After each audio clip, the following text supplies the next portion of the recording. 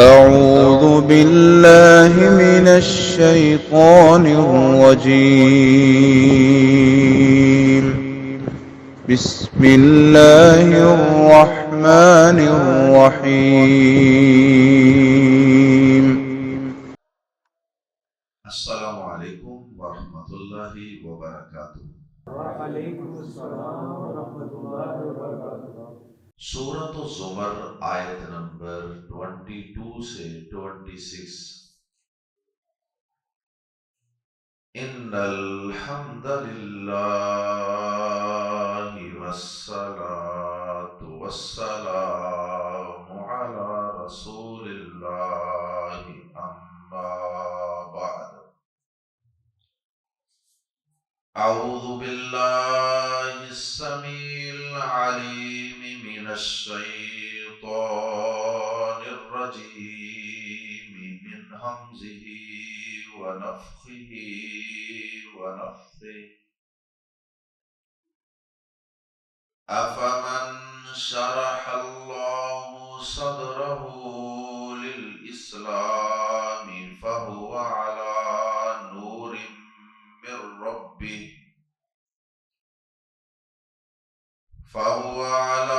نور من ربه فويل للقاسية قلوبهم من ذكر الله أولئك في ضلال مبين۔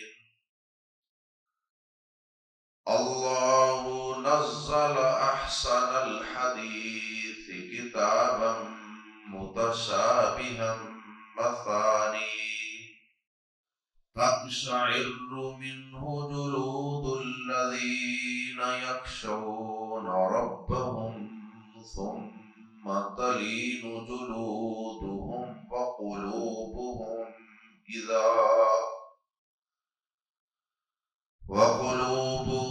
إلى ذكر الله ذلك هدى الله يهدي به من يشاء ومن يضلل الله فما له من هاد۔ أفمن يتقي بوجهه سوء العذاب يوم القيامة وقيل للظالمين ذوقوا ما كنتم تكسبون۔ كذب الذين من قبلهم فأتاهم العذاب من حيث لا يشعرون فأذاقهم الله الخزي في الحياة الدنيا ولعذاب الآخرة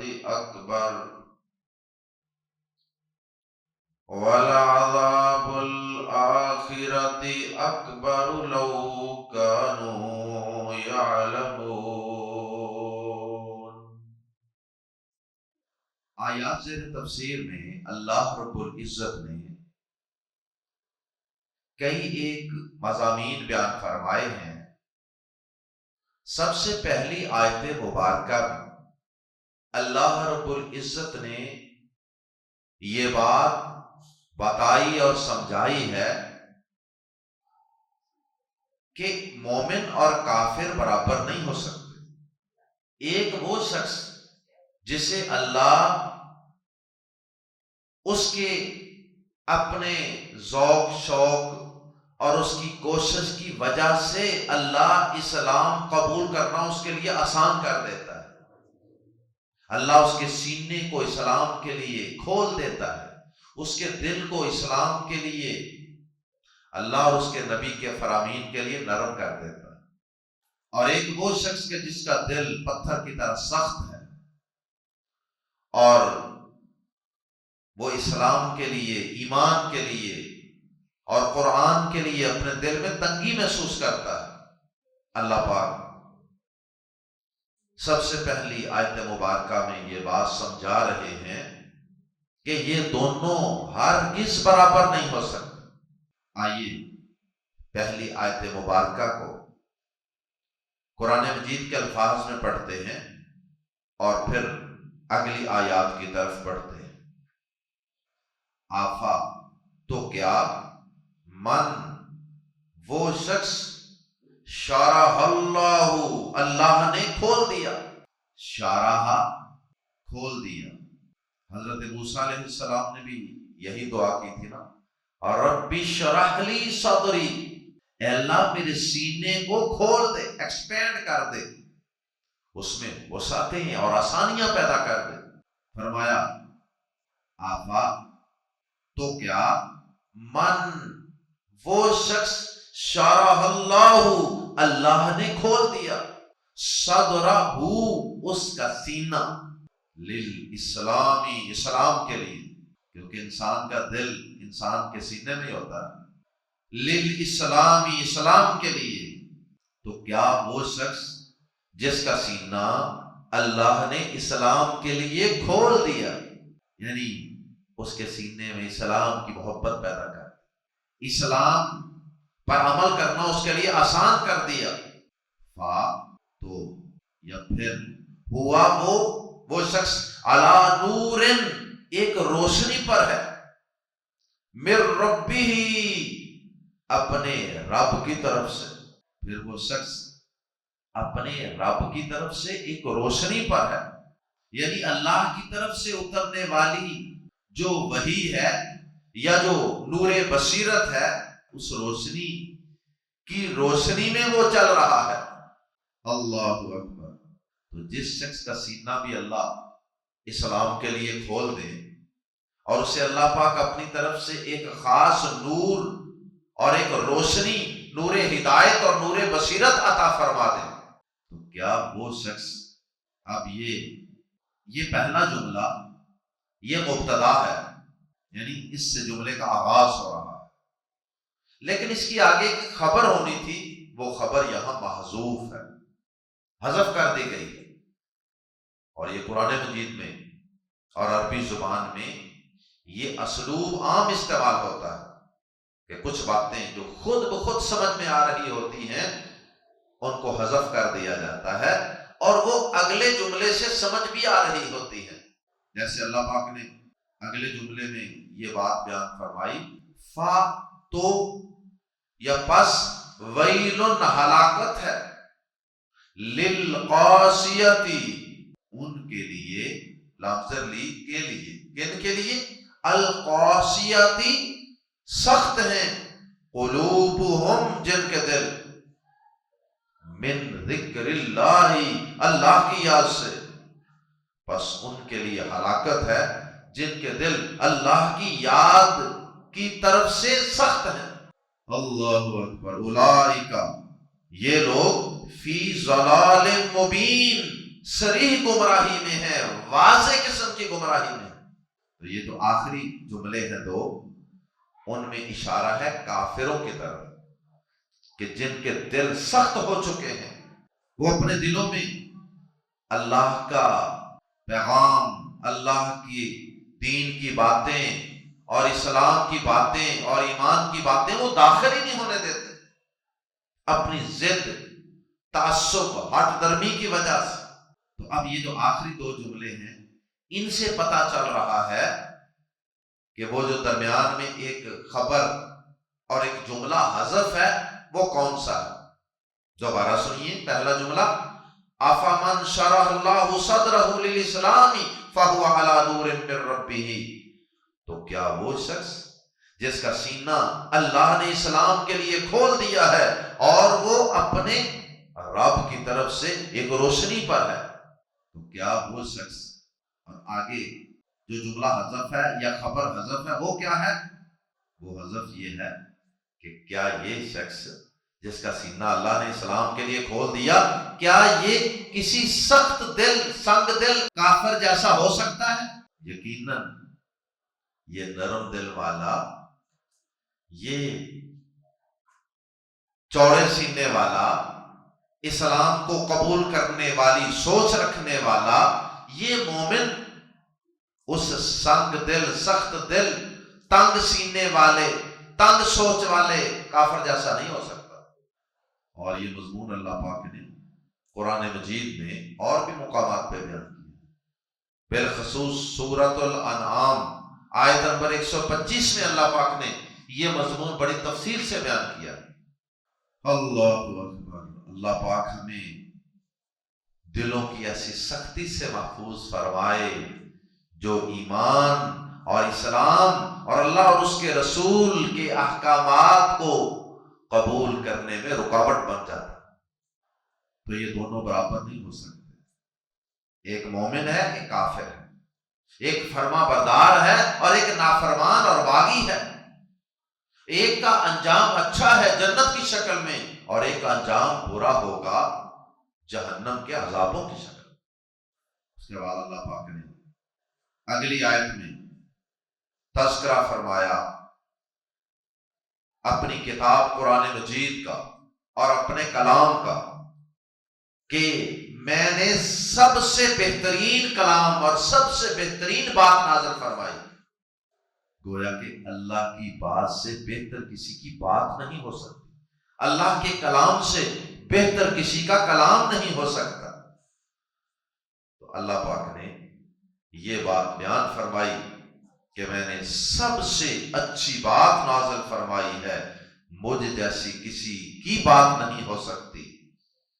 اور پھر اللہ پاک نے اپنے اس کلام قرآن مجید کے کچھ اوصاف اور خوبیوں کا تذکرہ فرمایا کہ یہ میرا کلام، یہ میری کتاب، یہ ایسی کتاب ہے، یہ میرا کلام ایسا کلام ہے، اس کے اندر یہ خوبی ہے، اس کے اندر جو احکامات ہیں وہ ملتے جلتے احکامات ہیں، سب باتوں کے اندر، سب آیات کے اندر آپ کو ملتی جلتی فصاحت و بلاغت، حسن اور شیرینی اور تحسین نظر آئے گی، اور اسی طرح اس کے مضامین بھی ملتے جلتے ہیں، اور پھر اس کی آیات اور اس کے احکامات بار بار دہرائے جاتے ہیں، رپیٹ کیے جاتے ہیں تاکہ لوگوں کے دلوں میں اتر جائے۔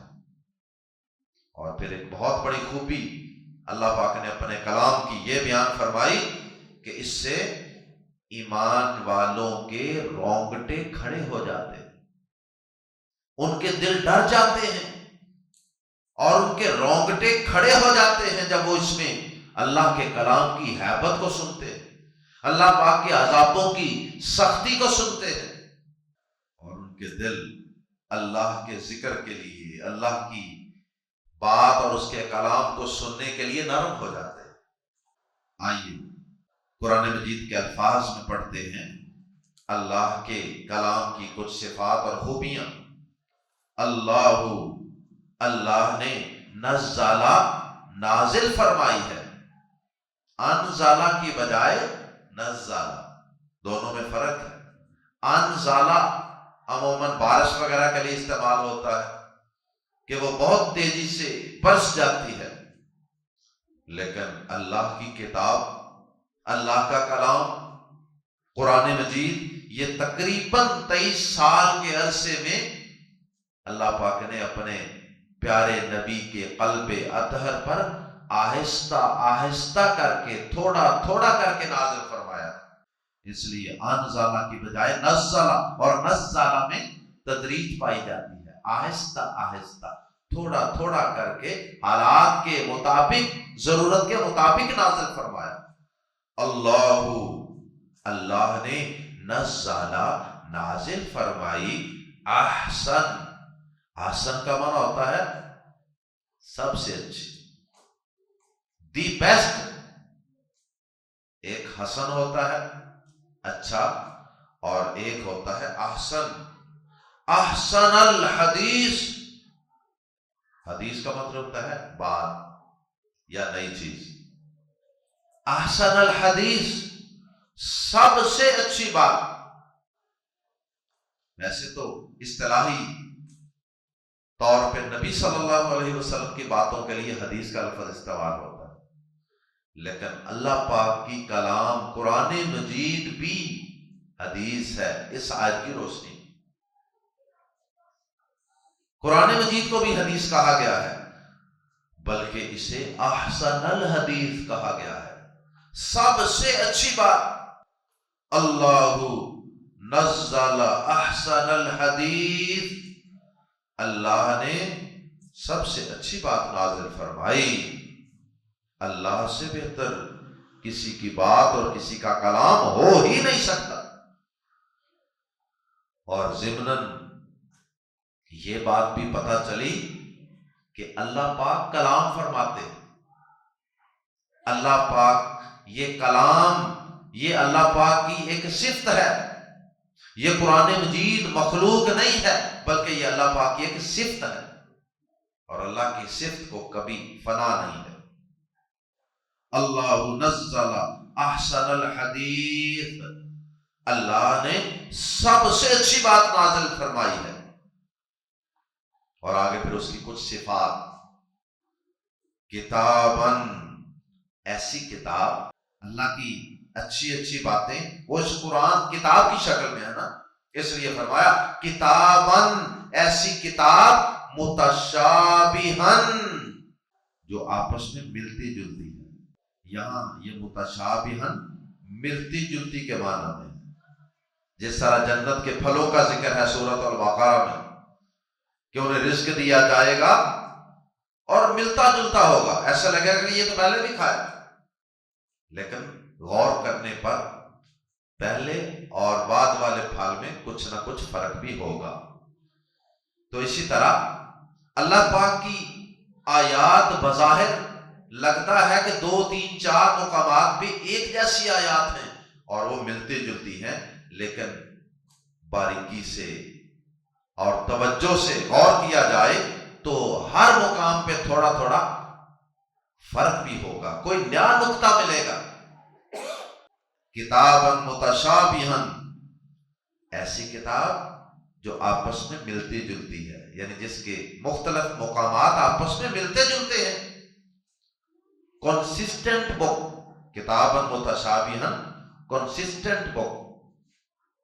مثانی، مثانی کا معنی ایسی آیات جو بار بار دہرائی جائیں، جیسے اللہ پاک نے نبی صلی اللہ علیہ وسلم کو فرمایا کہ ہم نے آپ کو وَلَقَدْ آتَيْنَاكَ سَبْعًا مِنَ الْمَثَانِي، ہم نے آپ کو بار بار پڑھی جانے والی 7 آیات عطا فرمائی ہیں۔ سورۃ البقرہ، اس کی آیات بار بار پڑھی جاتی ہیں نمازوں میں، ہر رکعت میں، ہر نماز میں۔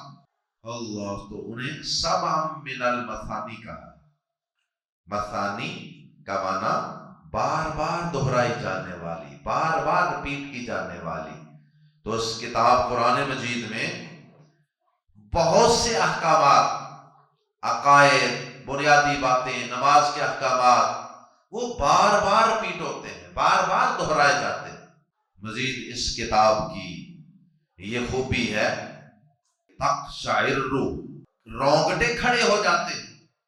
رونگٹے کھڑے ہونے کا مطلب کب کبھی طاری ہو جانا، شیورنگ شروع ہو جانا۔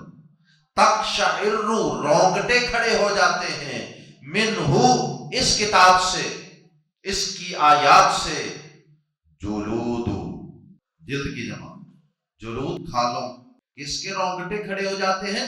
جلود الذین، ان لوگوں کی جلدوں کے، کھالوں کے، الذین یخشون ربہم، جو اپنے رب سے ڈرتے ہیں، اور یقیناً وہ ایمان والے ہوتے ہیں۔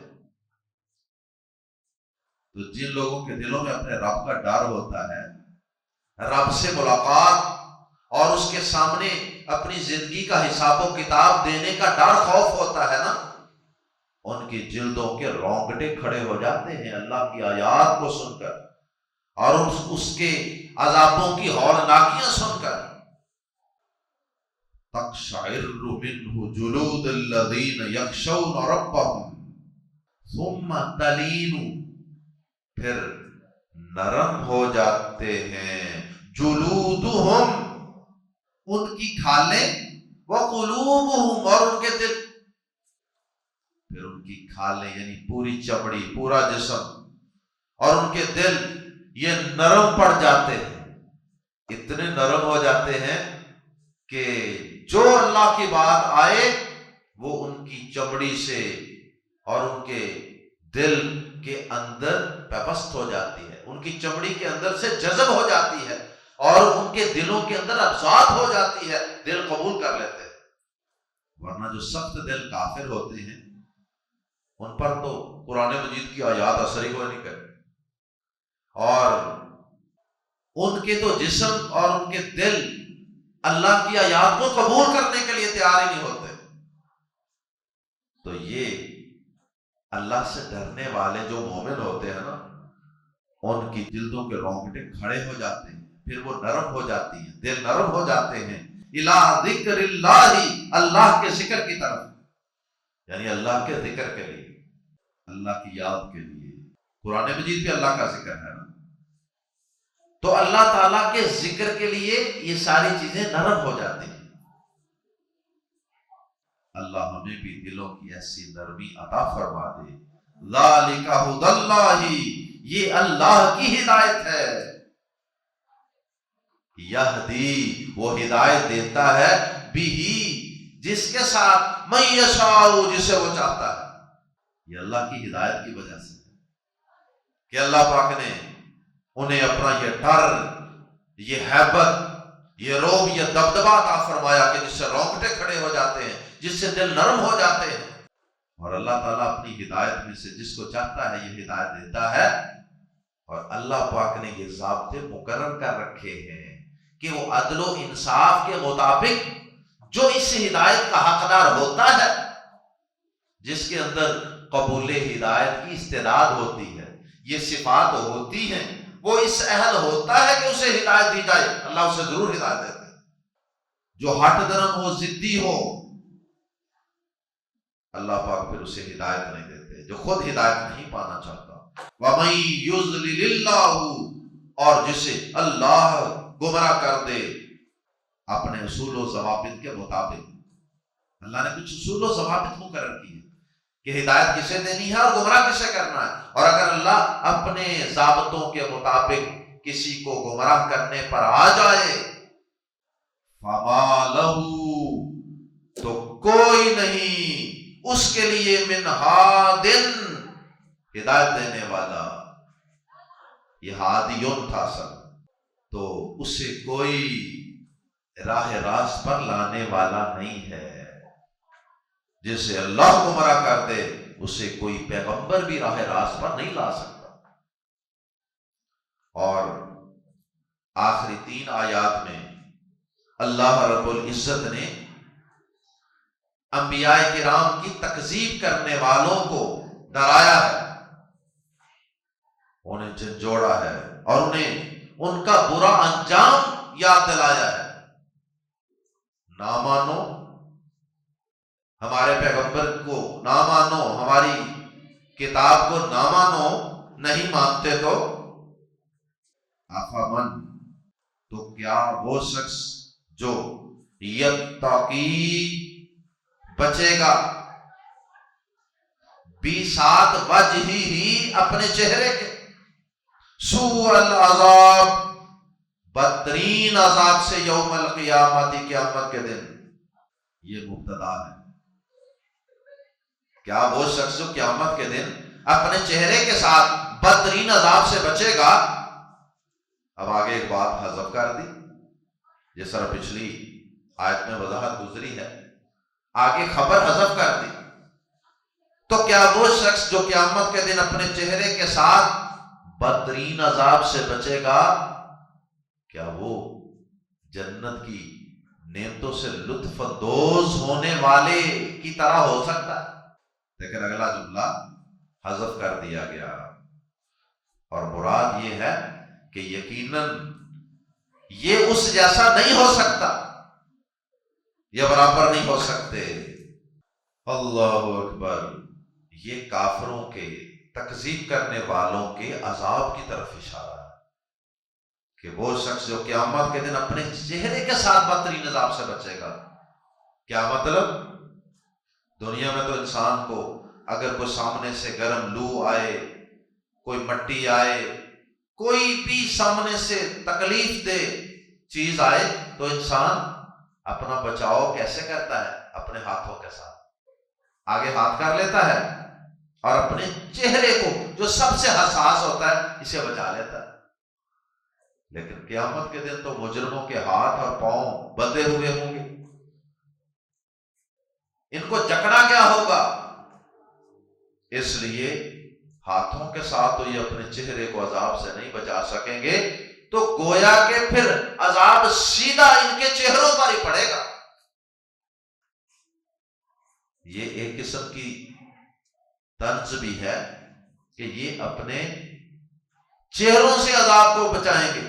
اب چہرہ آگے کر کے بندہ عذاب کو کس طرح ٹال سکتا ہے؟ اب چہرہ آگے کر کے تو بچانا کس چیز کو ہے اگر چہرہ ہی جل گیا تو؟ اللہ اکبر. اللہ محفوظ فرمائے. مراد یہ ہے کہ بدترین عذاب کے تھپیڑے سیدھے ان کے منہ پر پڑیں گے. اللہ پاک یہ بات بتانا چاہتے ہیں کہ بدترین عذاب کے، جہنم کے بدترین عذاب کے تھپیڑے جن کے منہوں پر وار کریں گے، کیا یہ اور جنت کی نعمتوں میں موج مستیاں کرنے والے کیا یہ برابر ہو سکتے ہیں؟ یقیناً برابر نہیں ہو سکتے. وقیلا، اور کہا جائے گا للظالمین، ظالموں سے، ذوقوا، چکھو، ما جو کنتم تھے تم تکسبون، کمایا کرتے. یہ نہیں کہا کہ ان سے کہا جائے گا، بلکہ ساتھ یہ بھی بتا دیا کہ وقیلا للظالمین، اور ان ظالموں سے کہا جائے گا. اللہ تعالیٰ یہ بتانا چاہتے ہیں کہ یہ اتنا سخت اور بدترین عذاب یہ ان پر کوئی ظلم زیادتی نہیں ہے، بلکہ یہ ان کے ظلم کی وجہ سے ہے. یہ انہوں نے خود اپنی جانوں پہ ظلم کیا کہ وہ انبیاء کرام کی تکذیب کرتے رہے، نبیوں سے آٹے لگاتے رہے اور ضد، ہٹ درمی، تکبر، حسد کی وجہ سے حق کا انکار کرتے رہے. یہ ان کا ظلم تھا اپنی جانوں پہ.